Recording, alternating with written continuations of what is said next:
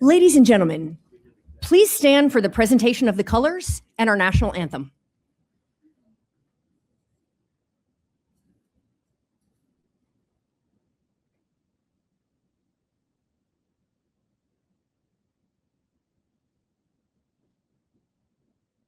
Oh God. Halt. Freeze at colors.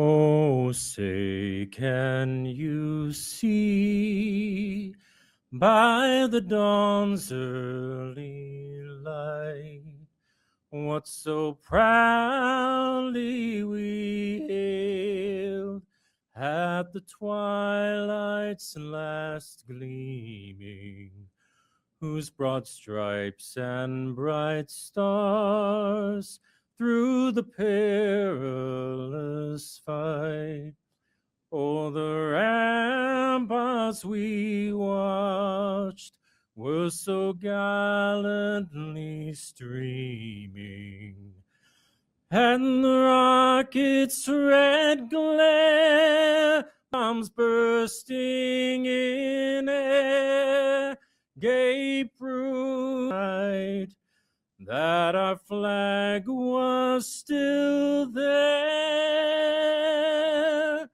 Oh, say.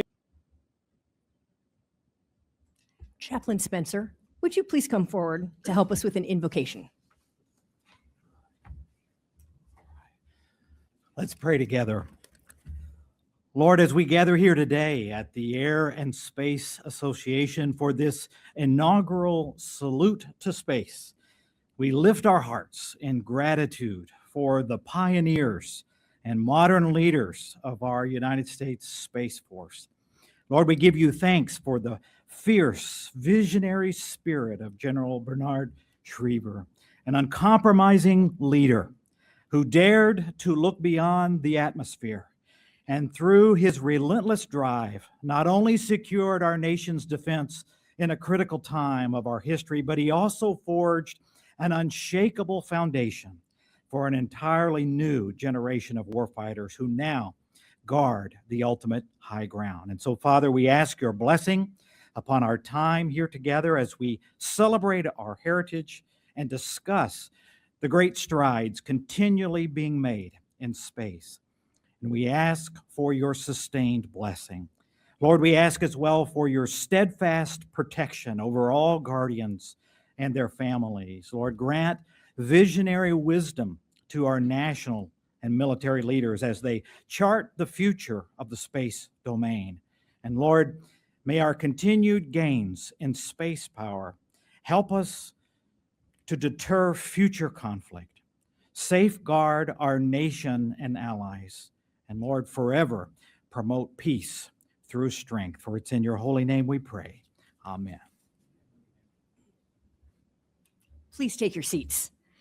Thank you so much to the U.S. Space Force Junior ROTC Detachment from Arlington Career Center, led by Colonel Scott Dearlam, for executing the color guard, and Chaplain Spencer for the invocation, and of course, a big round of applause for AFA's own Jeff Bowers for that amazing rendition of the national anthem.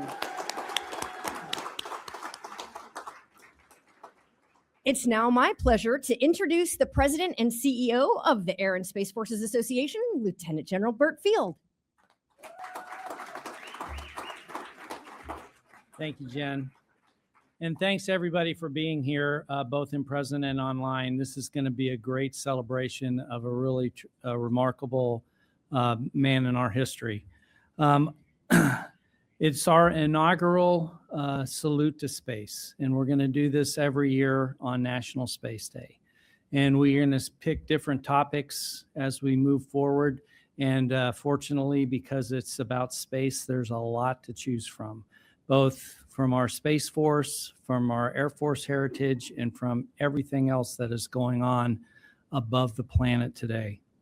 Today, we're going to be celebrating and honoring General Benny Schriever. His accomplishments, the accomplishments of the incredible team he led, and what they did. And you're going to hear a lot about this today. And there's a lot of perspective. But as you listen to these stories, I want you to think about this thing that I often makes me marvel. Consider the time frame. So in July of 1954, when the Western Development Division came into being, there weren't a lot of satellites orbiting the Earth. And by not a lot, I mean zero. There wasn't a lot of ICBMs around. By not a lot, I mean zero. Now listen to the developments as they unfold today and think about the science, the technology, the production capability, and then listen to the time frame by which they got this stuff done. What they did is amazing. What they did in that time frame makes it almost magic, in my opinion. And you're going to hear this starting from Major General Taft Averney. He's a man with enormous experience in space power, and he is going to tell us some really good stories, and he's going to talk about what that space power means for our future. And we couldn't be more proud to have Tav on our team. So Tav, over to you, my friend.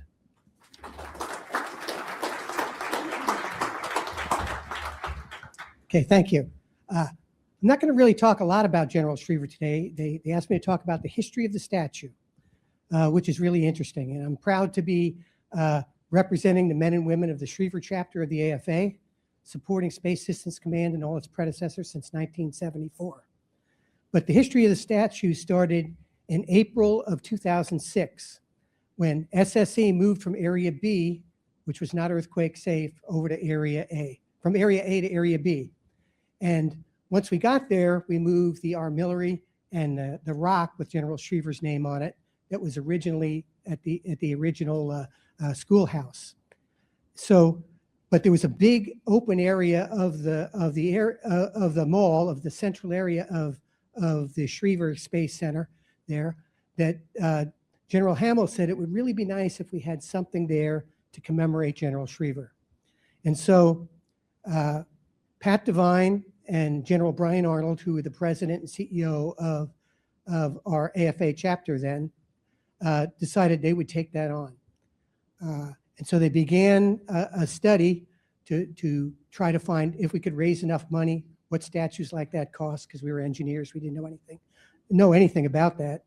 And on May 23rd, we started the raising the money and selected a sculptor named Eugene Daub to do it. Turns out Eugene Daub is the foremost sculptor in the country on large heroic sculptures. In addition, he lived in San Pedro. So the engineers and all of us said, this is a great opportunity. We can go down and talk to him all the time and help him with his process. He was a very interesting guy because he didn't like to just do the sculpture itself. He wanted the sculpture, because he knew he could do a sculpture that looked like the person. He wanted the sculpture imbued with this personality. So we gave him dozens and dozens of pictures, but he wanted to study his speeches. And he landed on one statement that Schriever said, is that progress is done by people who make a huge difference in the world and is unique. And so he saw Schriever as a visionary, a man with great imagination. And as we know, Einstein said, imagination is more important than engineering. So he went through the process of trying to understand General Schriever and did a design of the Schriever statue that allowed him to show his vision. And you will see the statue. He's standing there, and Mr. Daub did the statue of him looking at Vandenberg at his launchers with a vision for the future. And now we're going to have one on the East Coast where you can watch the Cape and keep track of launches from both bases. Now, Eugene Daub, like I said, phenomenal sculptor, and you'll see his work. He's got a lifetime gold medal from the National Sculptor Society. He received the Solstice Award from the Numismatic Association. He's got his works in the British Museum, at Ellis Island, and at the Smithsonian. He did the Thomas Jefferson statue at the University of Virginia. He did the Lewis and Clark statue in Kansas City. He did the Harvey Milk statue in San Francisco. He did the young Abraham Lincoln statue in Kentucky. He's got 40 major works. but the one he's most famous for is the Rosa Parks statue in the statuary mall at the Capitol building. That's a 10-foot statue. So we had ended up with this beautiful 9-foot statue, and it was dedicated in September 15th of 2007. At that, we had the Schriever family with us. Joni Schriever was there and spoke. General Kaler was there. General Lord was there. General Arnold was there. General Tatini was there. We had a wonderful dedication. And I don't know if anyone else is going to be lucky enough to be at both, but I'm lucky enough to be at both. I was at that one, and I get to be at this one. And so, again, on behalf of the people, I want to say one other thing. About 3 years ago, Tobias reached out to me and said, AFA is interested in getting a statue of General Schriever. You know, how do we go about doing that to match the one you had? So I put him in touch with Eugene Daub, and obviously a different size statue, a little bit different, but the AFA took it from there, and I can't wait to see it. I haven't seen it. It's under wraps, and I'm assuming I'm going to love it. So again, on behalf of the men and women of the Schriever chapter of the AFA, I thank you for this opportunity, and I'm honored to introduce the next speaker, probably one of the foremost people of our generation on aerospace power, and the Dean of the Mitchell Institute, Dave Deptula.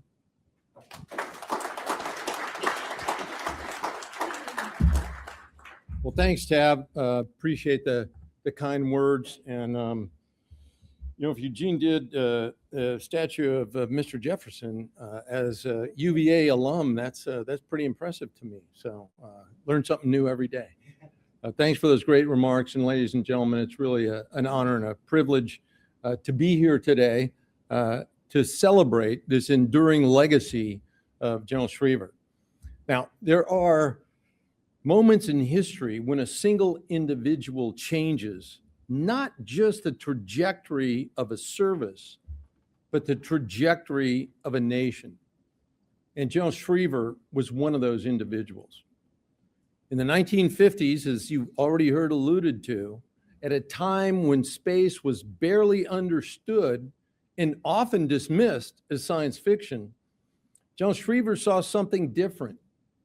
He recognized that mastering space was not just a luxury, it was a necessity, not for privilege or prestige, but for security, not for curiosity, but for survival.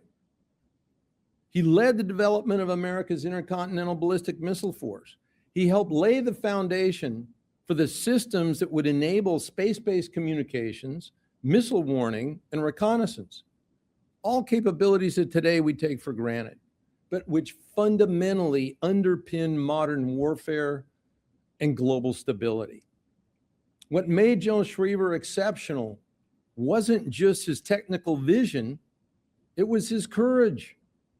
He challenged bureaucracy. And those of you who have tried to do that understand exactly what I'm saying. But he succeeded. He moved faster than the system was comfortable with. And he built teams that could turn bold ideas into operational reality.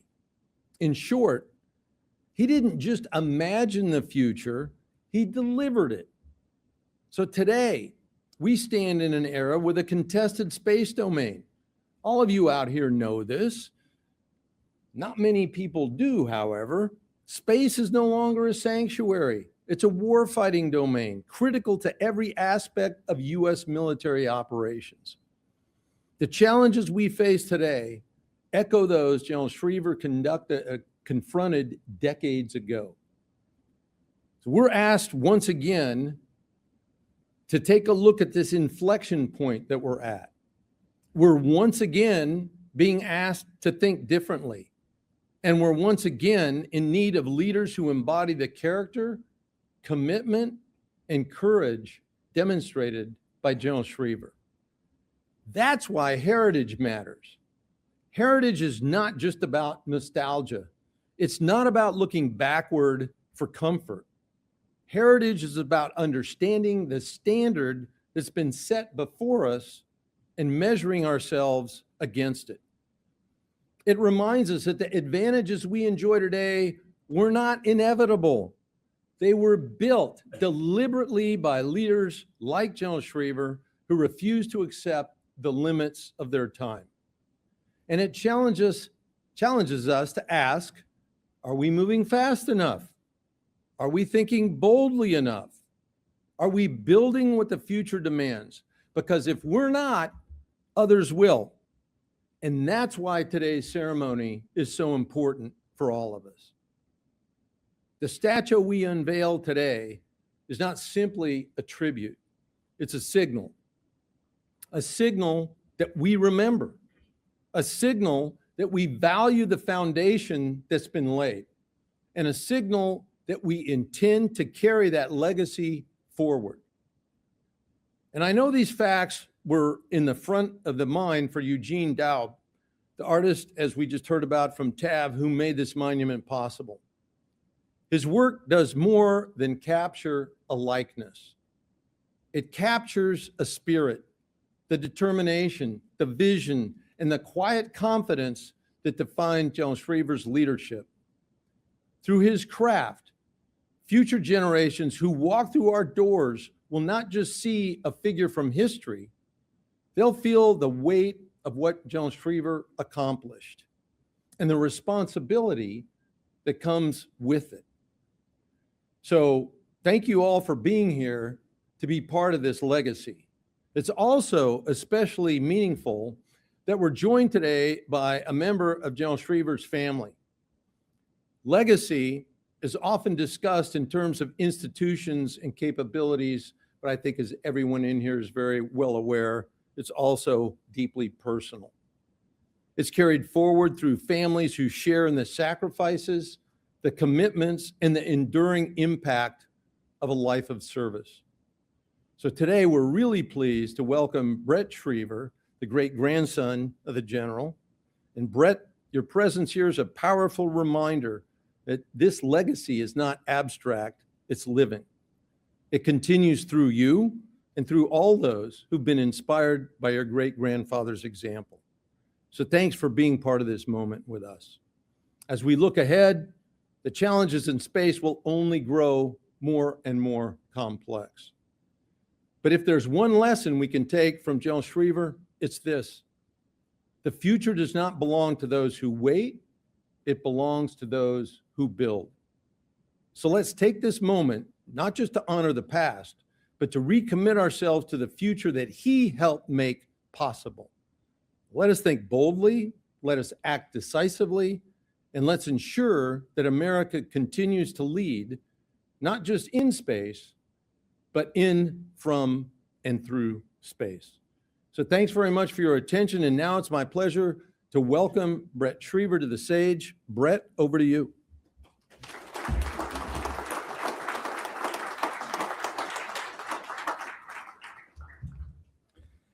Thank you for that introduction, sir. And also, as a fellow UVA alum, I do also find that fact about Thomas Jefferson's statue interesting. So thank you for that.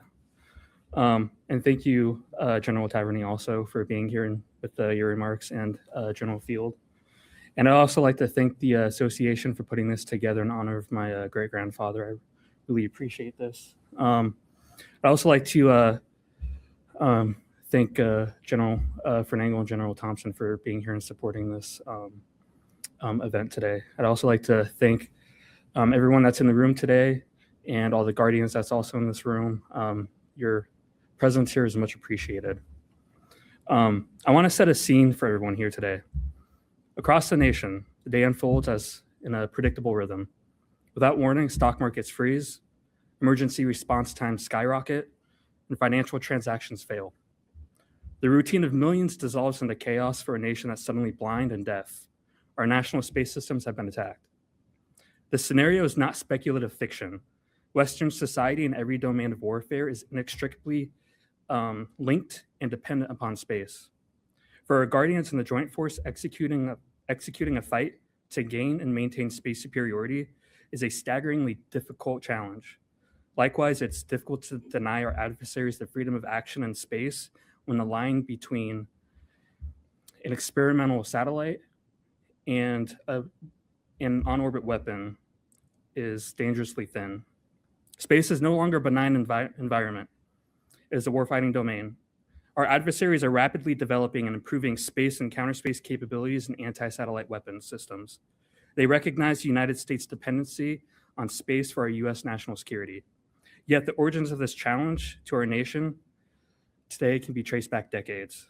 In February of 1957, 8 months before Sputnik launched, a speech was delivered at the Air Force Astronautics Symposium. It was considered so controversial that the term space was actually ordered to never be used again in a future speech. In that address, my great-grandfather, General Bernard Schriever, argued that our safety as a nation may depend upon our achieving space superiority. He warned that the future battles may not be fought at sea or in the air, but in space. And he urged that the United States commit national resources to ensure the nation does not fall behind in obtaining space supremacy. Beyond the potential military utility of space, he stated that our prestige as a nation and as a world leader may dictate that we undertake lunar expeditions. And he also posited that the United States would achieve interplanetary flight when the technology had advanced enough and the moment called for it. This was 5 years before President Kennedy's address at Rice University and 12 years before Apollo 11 would land the first humans on the moon.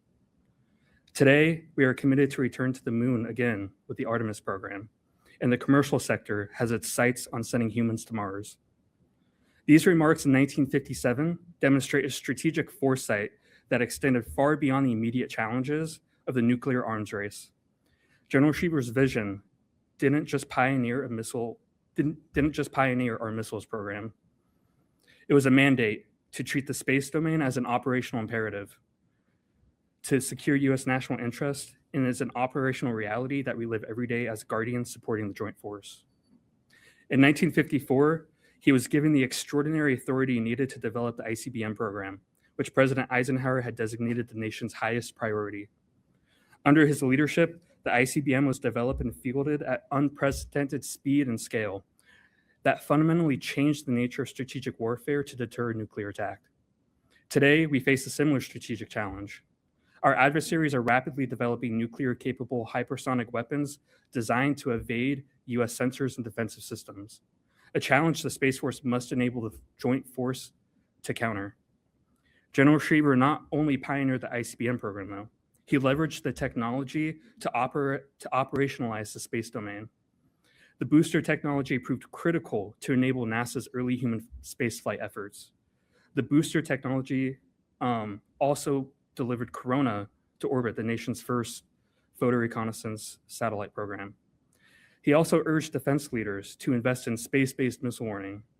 And today, we have a global network of space-based intelligence and missile warning capabilities to deny our adversaries the element of surprise and secure a U.S. national interest.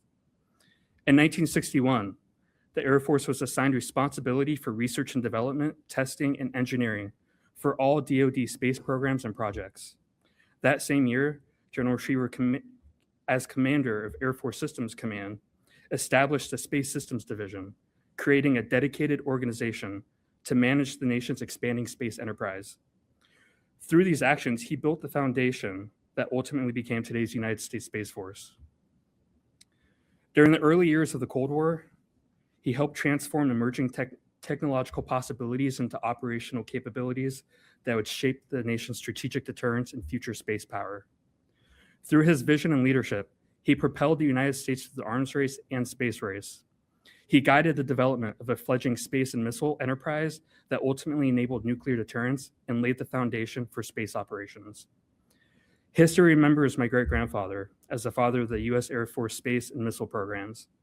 To my family, he was a man who inspired us to take on any challenge. My grandfather was a navigator with the Starcatchers, which were the flight crews out of Hawaii who went and captured Corona capsules that re-entered from orbit on C-130s. My father is currently active duty Space Force officer with over 3 decades of service. And I'm proud to continue that lineage as well as an aerospace engineer and a civilian guardian and an Air Force reservist supporting the Space Force mission. As guardians, we are inheritors of my great-grandfather's legacy. The domain we operate in today is vital to U.S. national security, like he envisioned over half a century ago. He believed that people who produce progress are breed apart and that they have the imagination, the courage, and the persistence to find solutions. It is our responsibility to meet the demands of this nation in the 21st century, to field guardians and capabilities that empower the joint force, and to innovate rapidly to counter our challenges in the complex domain. In a race against a pacing adversary, time is the one resource we cannot afford to waste. The mission remains unchanged: secure our nation's interest in, from, and through space. Thank you.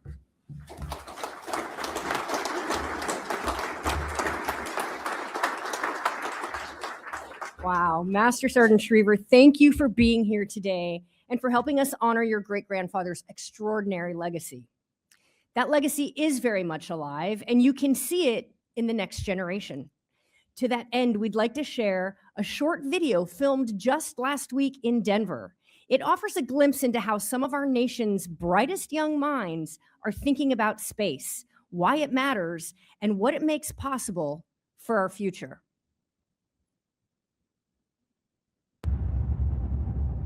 To me, space is all about possibilities. It represents something of endless learning and endless opportunities. It's like a challenge to just see how curious and how far and to what extent we're willing to push ourselves. It's about trying things, trying new things, stepping out of your comfort zone. A lot of companies out there are looking for young Americans who have a STEM background, STEM education, are excited about it. This definitely just helps, I think, for all of us, like reinforce our confidence for like the field that we're going in. Because sometimes these STEM fields, they feel so far like out of reach, and this definitely helps pull them closer to us. We wanted to give the students a real-world STEM experience beyond the classrooms. The Stellar Explorers program gives students a lot of confidence in learning about space, but also learning about orbit. I think it's really an accessible challenge that really teaches students lifelong work skills. Communication, teamwork, critical thinking skills, problem solving skills are all coming together. Responsibility, being on time, just things that the workforce would deem valuable. It's been one of the most formative programs. I've heard a lot that humans are like born to inherit the stars, but there's just so much work to do to get there, and so there's so much infinite possibilities.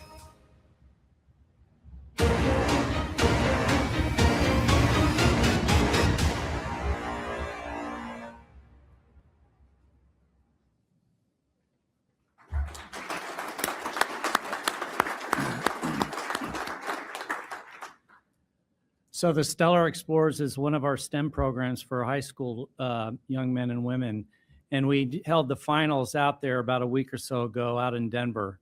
And it's run by Rebecca Dalton and her team, Bex. And then we have a bunch of support from them, from the rest of the team here at AFA. And among them, our comm team. So our comm team put this video together to highlight how awesome these young men and women are. And if you get a chance to go out and see them compete, it is intense. First off, if you're like me, you won't understand any of the problems they're solving. That's one thing. But what you will understand is the teamwork that's required, the fierceness that they are attacking these problems, and just the sheer joy of winning, and that, agony of defeat, as it were, if they don't come in first place, because they all hate to lose. They're exactly what we need for our future. So again, round of applause for our comms team that put that video together. So we're going to have a fireside chat now, and I'd like to introduce the folks that are coming up here. First off, we have General Dave D.T. Thompson, who served as the first Vice Chief of Space Operations for the Space Force. Currently, he is the Senior Principal Advisor for Alara Nova, and he occupies the General Schriever Chair as a visiting professor at the United States Air Force Academy. Joining him is Brigadier General Christopher Trigger Fernangle, the Director of Plans and Programs, and he works in the Office for the Deputy Chief of Space Operations for Strategy, Plans, Programs, and Requirements. And that's going to be moderated by our own Charles Galbraith. He's a senior fellow here and the director of the Mitchell Institute Space Power Advantage Center of Excellence. And he's going to take the two of them through a series of questions that's going to discuss the legacy of General Schriever and look into that history, and from there, see where we're going to go in the future. Charles has a great affinity for this, having graduated from high school in LA and going to college there, just 2 miles away from the Western Development Division. So he's been a student of this for quite a long time, that he continued in over 10 years during different assignments out there in LA. So we've got a perfect guy to lead this and perfect two folks to come up here and tell us some more.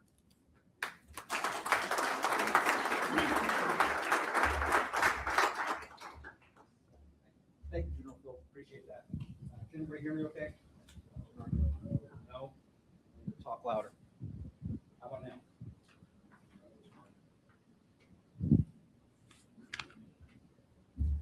How about now? Yes.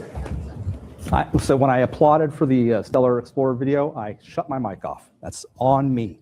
General Thompson, General Ferdinand, thanks so much for joining us today at our first annual Salute to Space here at the Air and Space Forces Association. Let's start by trying to put some of General Schriever's accomplishments in historic perspective. Here we are in 2026. It's 100 years since the first liquid rocket that Robert Goddard flew from his field in Massachusetts. There's been a lot of major milestones in that time. General Thompson, can you help put that in perspective for us? Where do you relate that to some of the other things that might be more well understood? So yeah, first, thanks, Charles, and Bert, thanks for inviting us here to really share and honor General Schriever today. General Deptula and Master Sergeant Schriever talked a lot about many of the things that we already know about General Schriever. Right. And I'd like to add one more thing and then maybe put it in context. And that is, it wasn't just his operational savvy, his drive to make progress, what he did technologically to move us forward in space. A lot of people don't know what he did to find and develop the leaders that were going to follow him. And if you see the legacy of the leaders who followed him, you see a lot of that. And I'll just give you one example. Not part of his original 18 folks at the Western Development Division, but very soon, within a couple of years of the establishment of the Weapons Development Division, he brought in a colonel at the time who became a general named Sam Phillips to lead the Minuteman program to create the first intercontinental ballistic missile. And he brought him in because he knew it was good, and he gave him authority and responsibility, and encouraged him to continue to develop as a leader. So much so that a whole lot of people don't know that in 1964, NASA was struggling with the Apollo program. Right. And they came to the Air Force and they came to General Schriever and said, we need somebody to manage this complex space program called the Apollo program for us. And he gave them, at the time, Major General Sam Phillips. And you hear about Werner von Braun, and you hear about some of the other NASA figures who took us to the moon. Major General Sam Phillips, a protege mentored by General Schriever, was the person who managed that complex Apollo program that ultimately took us to the moon. And so in addition to what he did for ICBMs, what he did for military space program, he also gave us, there's a whole litany of other folks he gave us that is part of his legacy as well. That's excellent. And sorry, one more thing. You know, we talk about what does he mean to the Space Force? In the Pentagon, people know about the glass doors, the corridor of leadership of the Department of the Air Force. It is the Hap-Arnold hallway. On one end of that hallway is a portrait of General Hap-Arnold, the spiritual and literal father of the United States Air Force, who never spent a day in the United States Air Force. When we created the United States Space Force, at the other end of that hallway, right next to the Chief of Space Operations office, we found and put the portrait of General Benny Schriever, who is the figurative father of the United States Space Force. Excellent. Thank you for that. General Fernangle, can you give us a little perspective on how the vision of General Schriever has helped shape and impact the development of the Space Force especially over the past 6.5 years? Yeah, so we talk about being a pathfinder and kind of laying the building blocks, and how the evolution from going from ICBMs to starting the space program, and initially started with kind of the strategic mission, right? The Corona program, spying on Russia, making sure they weren't doing advanced missile technology, which they were, the nuclear detection systems, the satellite communications systems, and missile warning. Over several decades, that kind of normalized and was integrated into traditional operations below the strategic level, which kind of culminated first in the Desert Storm, which I would consider many consider the first space-enabled, maybe not the first space war, but the first space-enabled war, really relying on GPS and satellite communications and taking that strategic missile warning down to the tactical. And what we saw because of the success of that over the next couple decades, the Joint Force became more reliant. And then ultimately in 2019, national leaders, strategic leaders realized that because of the threat, because of the reliance the Joint Force has on these capabilities, we need to first stand up U.S. Space Command from a command perspective, and then stand up the Space Force in December to do that organize, train, equip, operate, and sustain. And so over the last 6.5 years, we've certainly done that. But if you think back, we weren't even able to say space is a warfighting domain. We could barely say operational domain. I think NATO still uses operational domain. And so we kind of got what we had under Air Force Space Command and other organizations, the kit we had. And that was largely focused on global mission operations like satellite communications, missile warning, PNT, environmental monitoring, things like that. And so we certainly do that now. But I would say we've doubled down on that. We've modernized some of those systems. We've increased capacity. We've taken on more missions as we look at not only missile warning, but tracking and targeting, as we look at the data transport that we need to close kill chains for the Joint Force. But beyond that imperative of what we've done before and kind of expanding that mission for providing critical space capabilities to the Joint Force, we know that because of that reliance, we have to protect and defend. And that's really based on the threats arrayed against us across several hundred capabilities across our adversaries terrestrially and as well as orbit. It's no longer fiction, right? It's at our doorstep. It's happening right now. And so taking that second imperative to protect and defend, and then our adversaries have seen what we have done over the last 3 decades since Desert Storm, seen that reliance, seen how we're able to be more lethal, precise, and far-reaching, and they've mimicked that. And so they've developed their own space-enabled kill chains. So taking on that mission of space control to prevent them from closing their kill chains to target Joint Forces across all domains is important. So, but what we realize is it's a team sport. It's U.S. Spacecom, it's the United States Space Force, it's other services, it's NASA, it's certainly commercial, and it's our allies and partners that will ultimately get to success. Yeah, as Master Sergeant Schriever reminded us, in 1957, General Schriever was making comments about the need for space superiority, and now we are beginning to realize that in a very operational and tactical way. General Frenkel, let's talk a little bit about the time context that General Schriever was in, operating in a Cold War and in a space race. How does that parallel to where we find ourselves today, where we know space is now a contested domain? We're clearly in a race for space capabilities against China. What's similar and what's different from your perspective? Well, there's certainly similarities. There's the aspect of uncertainty. We don't know how far and how aggressive our adversaries are going to try to contest the domain. We don't know what the new battlefield is as far as cislunar and the operating area there. We've largely focused what I would consider a brown water or littoral force, focused on geosynchronous, 22,000 miles and in, really focused on terrestrial capabilities. But now we're looking at cislunar. And so there's an urgency, certainly like General Schriever felt, in what we're asked in the December executive order to contest and gain space superiority in cislunar in support of national objectives. There's also similarities as what he had to face in the acquisition to try to speed some stuff up.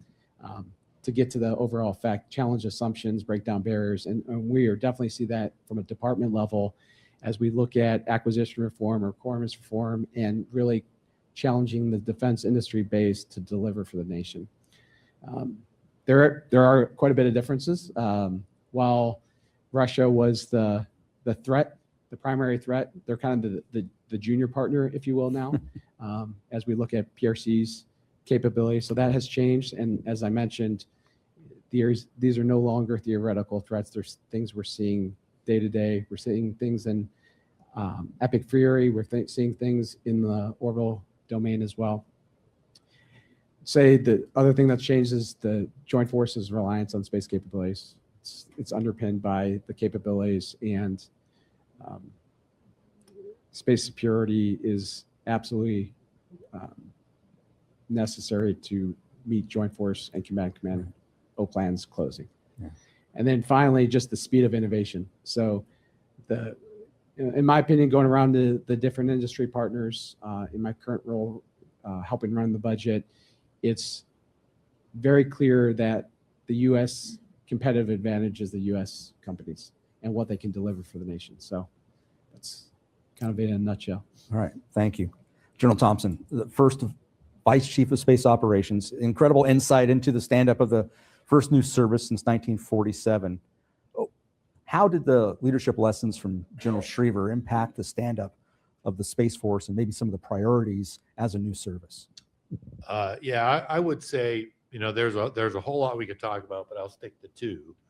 But before that, I also say, General Schriever started the Western Development Division with a staff of 18. Now, contrary to popular belief, Tav was not one of those 18. He might have been 19 or 20, but he wasn't one of the 18. But a couple of things that, especially as you go through the history of General Schriever, the first is he absolutely rejected those who wanted to help him do his job, and he very jealously protected his responsibility, his authority to do what needed to be done.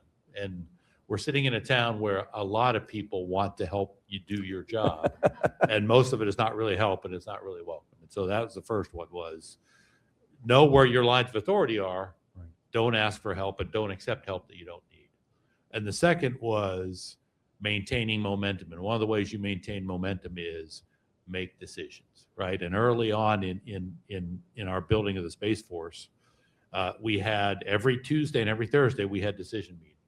And especially early on, we didn't even know what decisions we were going to make the next week. We just knew there were going to be decisions that had to be made, and we are going to make them. And he was famous for not only making decisions, but understanding the difference between making what, some people call it a one-way door or a two-way door, making 80% decisions today to keep the momentum going, knowing that you could adjust it to 100% later. Yeah. And he was famous for maintaining momentum, especially by forcing decisions to keep them moving forward. Yeah, thank you for that perspective, sir.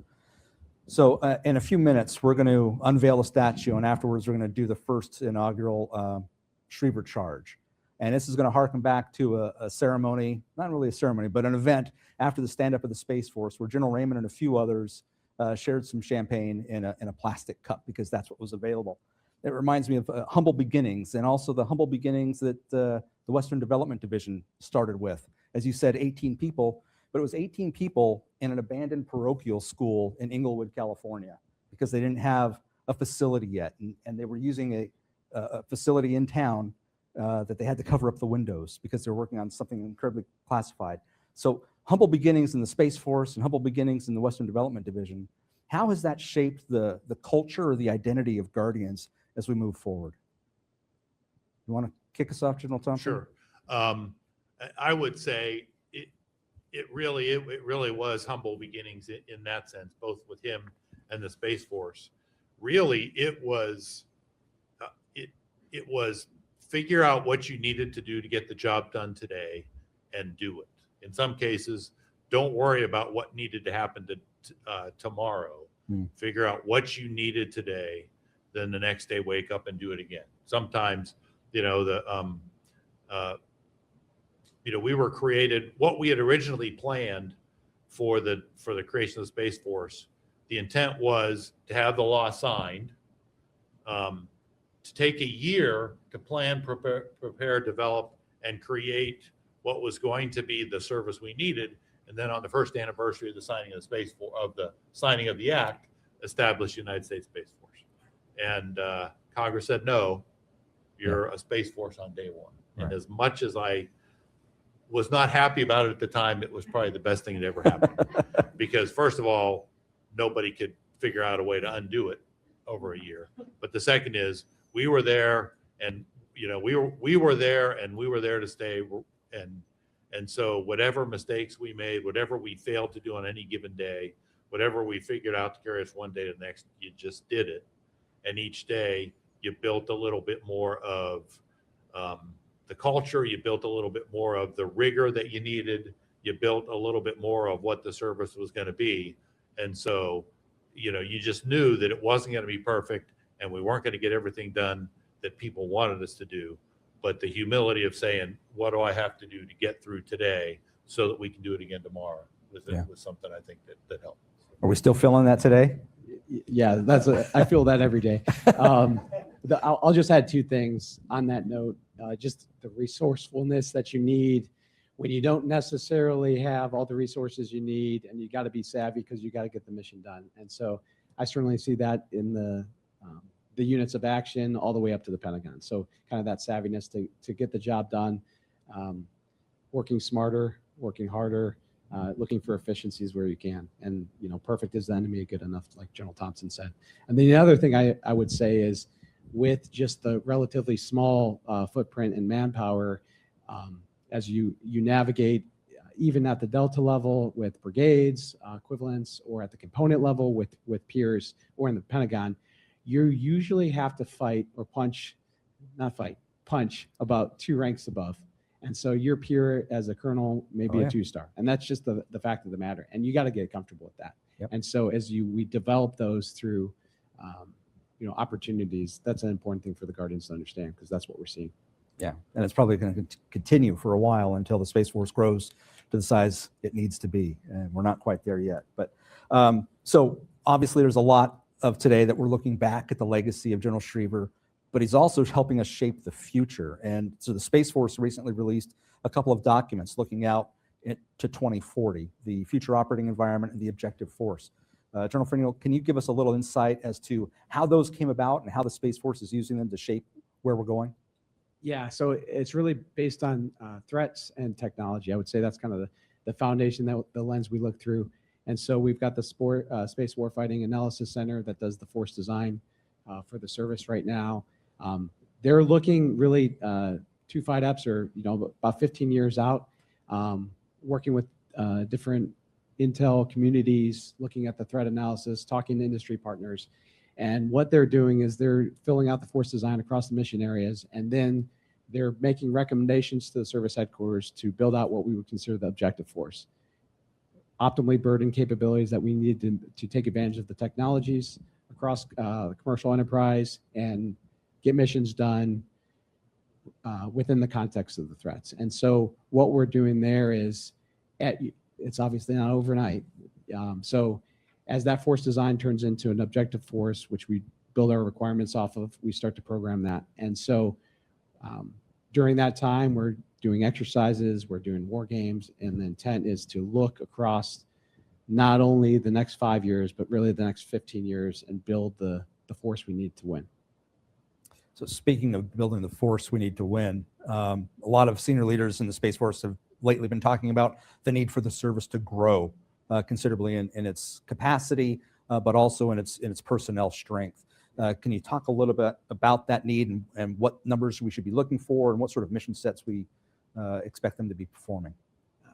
Yeah, so I mentioned before that when the Space Force stood up, we largely took over kind of the forces that we had available based on the missions of the time. None of those missions have gone away. Right. They've grown. We've got new missions. A lot of those missions, the capacities of the ones that were happening, the capacity has increased, filling rates. And so as we buy a bunch more kit to take on new mission areas like moving target indicators, data transport, missile tracking and targeting, and expanding some areas in space control. What we looked at is the force structure you need to provide combat credible capability. We think our analysis shows from about the 10,400 that we have now to about 25,000 military guardians and growing to about 12,500 civilians by 2031. And so most of that, the majority of that is in units of action at the either Delta level or squadron level, taking on that new mission growth, that capacity growth as well, and then actually making it an optimally burdened capability. So not only the people, operating the weapon systems, but the targeting, the intel support, the cyber defense needed, the sustainment. And then as you build a force to that level, you have to have obviously the foundational requirements for the accessions and training. You've got to have you need to have the infrastructure support across the different professions, and then you need the testing, the training to make sure that these systems you're delivering are capable of being lethal.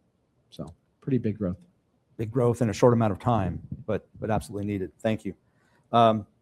So going back to General Schriever a little bit, you both talked a bit about some of the characteristics that made him successful, but how are we seeing that emboldened in Guardians today? Are there certain traits or skills that you want to see mimicked of General Schriever's in our Guardians today?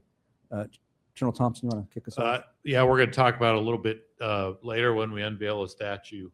But for him, you started with technological superiority, right? He was in that way, and a lot of us, first of all, this is the Air and Space Forces Association. And for a long time, there will still be a lot of us who are Guardians and Airmen. And so there's a lot of similarities between the statue that exists there today and the embodiment in General Doolittle and what we had in General Schriever, which was first that aspect of technological superiority and understanding that you needed, but a recognition that that wasn't enough, that it required bold leadership, that it required courage to I would say, fight the institution and the continuous drive toward innovation and improvement. And at the end of the day, General Doolittle had all those, but he was a warrior to his core. And I think exactly those same traits that we see in General Schriever, his understanding of the technology and the need to be superior in that regard, but the fact that it wasn't enough, that you had to have the leadership, that you had to have that drive to innovate and turn it into something, is a trait that is a thread not just through the Space Force, needs to be a thread in the Space Force today, but continues in our historical forebears in the United States Air Force. Thank you, sir. General Fernangle? Yeah, I would offer on the video, one of the individuals talked about being curious. And I would say, I would echo that, being curious and the critical thinking, that understand why, understand how what you're doing affects more than just you, more than your weapon system, understand how it's integrated in the joint force. I think that's key. The second would probably be a bias for action. Lead, follow, or get out of the way. I'd prefer them to lead or effective followership. And then just really a willingness to get comfortable with being uncomfortable. Kind of the growth mindset of, there's something you don't understand, you haven't mastered yet, do it, because it's going to make you more adaptable and more effective in the future as you go up the rank. Yeah. Courage is one of the core values of the Space Force, and that's, I think, what you're describing there. Thank you. Going back a little bit about the future of the Space Force, the president's budget has a pretty significant increase for the Space Force, so congratulations. Let's see how much Congress will actually give you. Any congressional staffers out there have any say? But can you give us a little insight, General Fernangle, on where you see that growing and what our audience should understand about that budget submission? Yeah, so it's about $71 billion, $73 billion if you include MILCON under the Air Force appropriation. And really, it's under, I would bucket it under kind of three imperatives. Building the force to find win. And so that's really, in my mind, is kind of two distinctive things. That's the kit. And so considerable investments in global mission operations to close kill chains, disrupt kill chains in space control, across electromagnetic warfare. You may have seen, if you looked at the books, of that 71 billion, 20 billion is classified. I can't tell you what it is, sorry, but I can tell you it's a big can of whoop ass. So look forward to that. You heard that here first. Yeah, China, you probably don't want to open that. Then you go into kind of the second imperative of generate and present combat ready forces. And so really what we looked at is typically a bill payer, as you're balancing budgets, is weapon system sustainment, and facilities, and infrastructure. We doubled down. The Space Force employs forces largely from CONUS, from our bases, and those are power projection platforms. So we quadrupled down.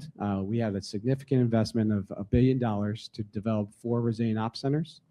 Those are going to be interoperable across different mission areas as we take on that growth.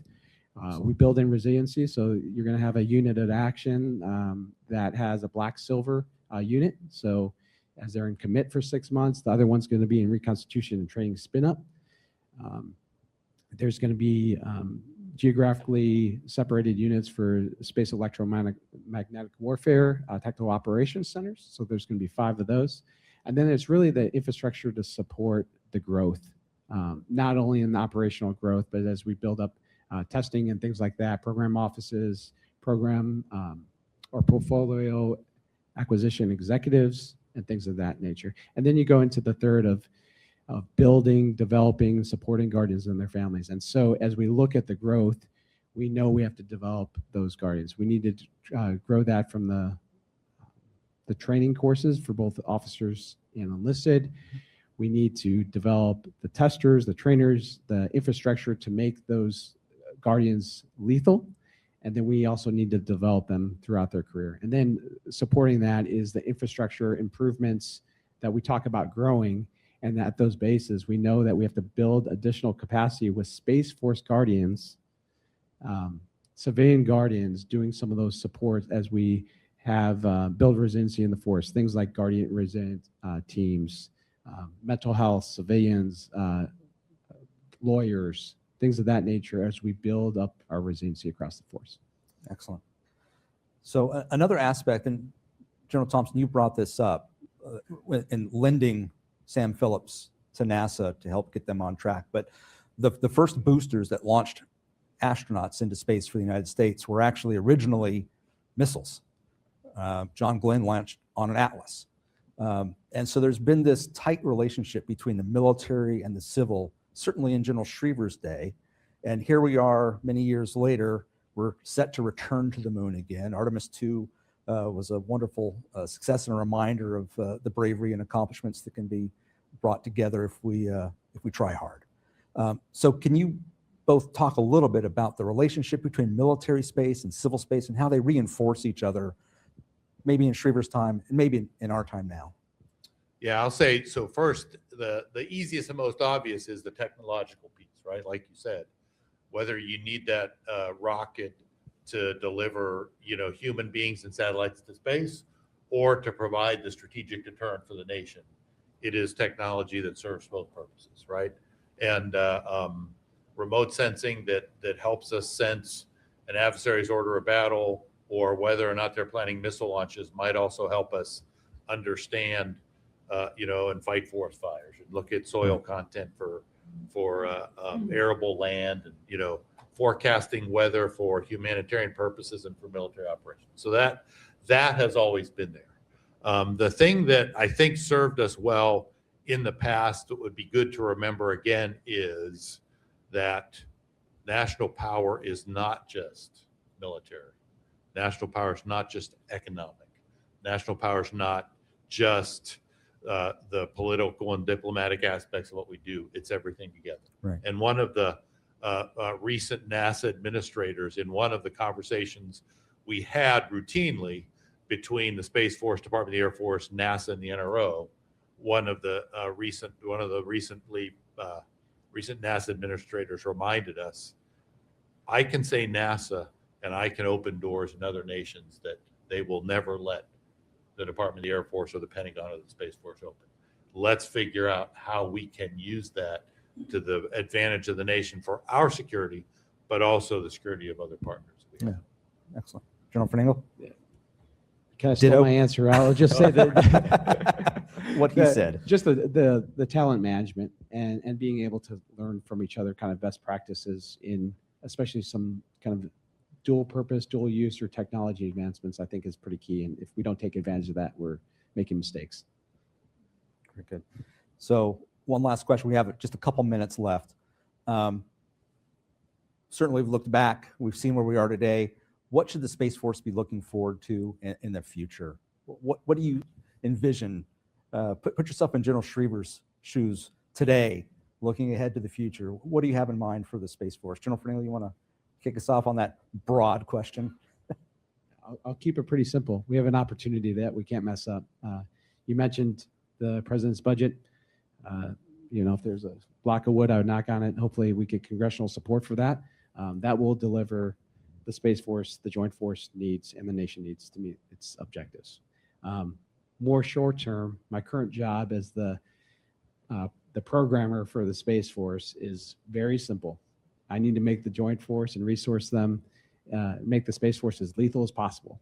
And in the next year, I get to, my wife got to swear my son into the Space Force. He's going to go to basic training down in Lackland in August or September, and I'm going to go be the passenger reviewing official.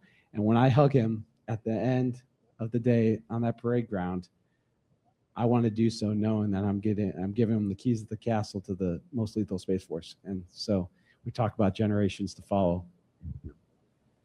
Brett following his great grandfather, my son following mine. So great opportunity. It's amazing. Congratulations. General Thompson? Yeah, I would say this is the second golden age of space. That same public support, sense of public support and understanding and commitment across the American people and across political aisles and in the halls of Congress and in the executive branch. I think there's a level of commitment, understanding, and support for what needs to be done in space, both civilly and on the national security side, that we haven't seen since the dawn of the space age. And like General Fernando said, it's incumbent on all of us not to make sure we leverage and take advantage of that and don't screw it up. So, all right. And I'm going to do audible. I'm going off script. Well, audible. All One right. more thing, and it's about the statue that you see up here that General Taverny talked about that we're going to see out there. So the end of the first Chief of Space Operations tour as the Chief of Space Operations, General J. Raymond, creating his portrait to hang in the Pentagon like every air chief has, he was going to be the first. And so we're sitting in his office talking about what that should look like and what he wanted to do. And, he's there, he's in his uniform, he's got his Space Force flag, and he's kind of leaning against the desk, and he's got a picture of his family, but on the other side is just this empty open space of the desk, and it's pretty obvious that you can't have just this blank space. And so we're looking around his office, and there's a plaque, and there's a model of a rocket, and the things that you gather over a career, thinking, hey, what about this? What about that? Well, it just so happens that the Schriever chapter of the AFA, their highest award every year is the Schriever Award, right. And the recipient gets about an 18-inch high statue of that. And so we're looking around. General Raymond had been a recipient, and we're looking around the office, and almost at exactly the same instant, both of us, our eyes fell on that 18-inch replica of this statue, and we both knew instantly that's what has to be in the portrait. So if you go see General Raymond's portrait as the first Chief of Space Operations, you'll see him there. You'll see his picture of his family on one side, and on the other is our spiritual father, General Bernard Schriever. I got chills. That's amazing. Thank you, sir, for sharing that. Gentlemen, thank you both for your insight and your time today. Ladies and gentlemen, please join me in a round of applause thank you very much. Jen, over to you. Gentlemen, wow, thank you so much for that really fun and engaging talk. And now I'm excited to introduce the capstone of today's celebration, although it's not a big secret, we've been talking about it. Shortly, we will be moving towards the lobby for our twofold event. We will be unveiling our statue of General Schriever, the ever-present reminder of leadership, fortitude, and drive. And as happened the day the Space Force was created, we will toast together with champagne, recognizing our past and looking forward to our future. Hearing for the first time the Schriever Charge, words to guide us as we forge further into space, the space domain, space operations, the entire national security space enterprise. But first, some instructions. As you exit this room for the lobby, you will be passing some tables with souvenir glasses. They've been poured with some champagne. Please take one. For those of you desiring a non-alcoholic option, please let the staff members at the tables know, because we've got plenty of sparkling cider available. Finally, would our first 3 rows exit first through these doors at the front of the room here on my left.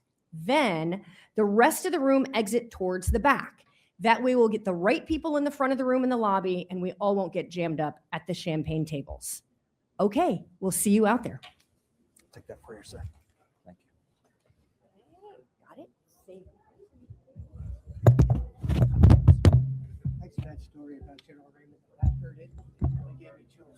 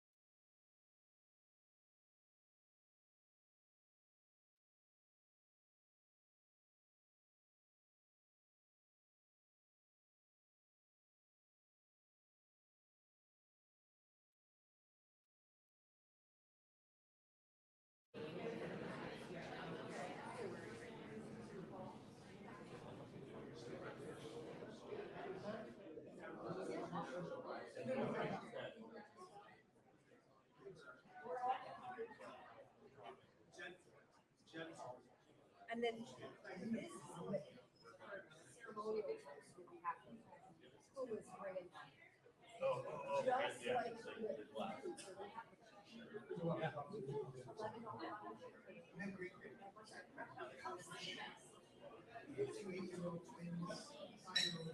because it was whatever was at hand.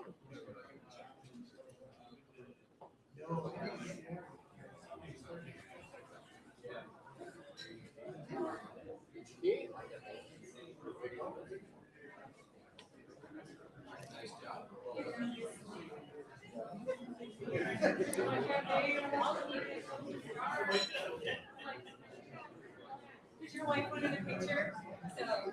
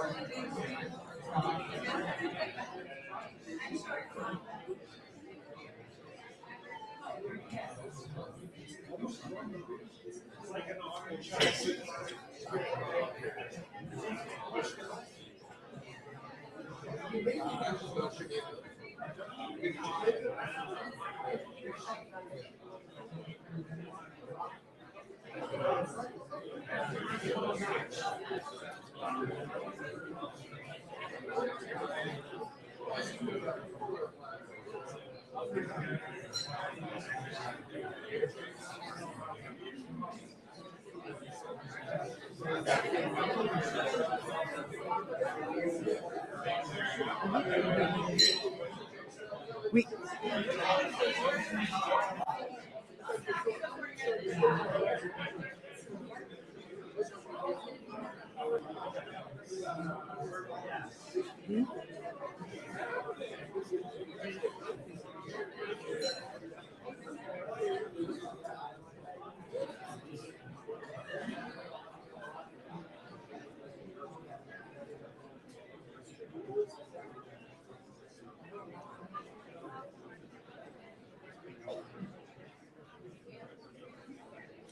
taking my cues.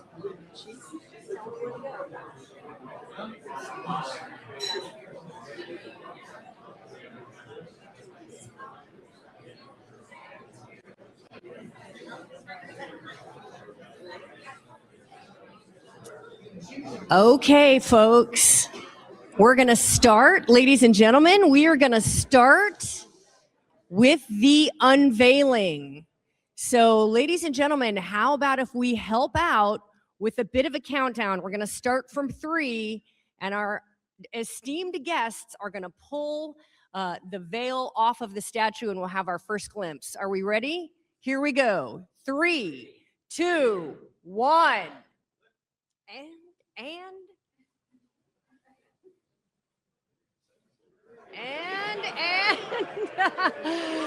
General Bernard Schriever, ladies and gentlemen, nicely done. Okay, and now Puma, teammate Puma, would you come up here and join us and help get our teammates up front their special cup of champagne, the way it was done on the plane home from DC that day after the signing ceremony. A little Corbel in some plastic cups, whatever they had available.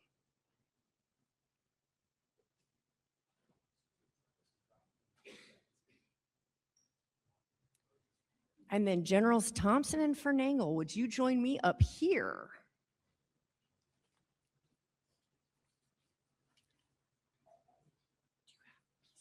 Okay, you ready, sir? All right, so wait.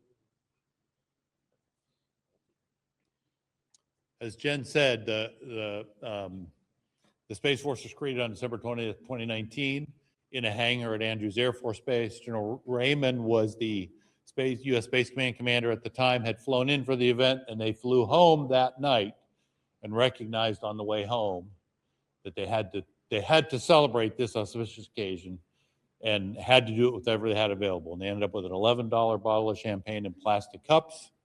And that was the first toast of the Space Force the night it was created. And so that's a tradition that I think we need to uphold and continue today. So thanks to AFA for doing that. And let's just say that General Bernard Schriever, who we're honoring and saluting here today, felt that technological superiority was not enough.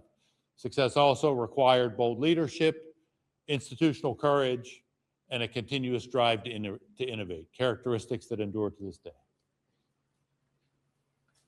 In that spirit, I'd like to offer the inaugural Schriever Charge to honor the past, challenge assumptions, and build the future. Hear, hear.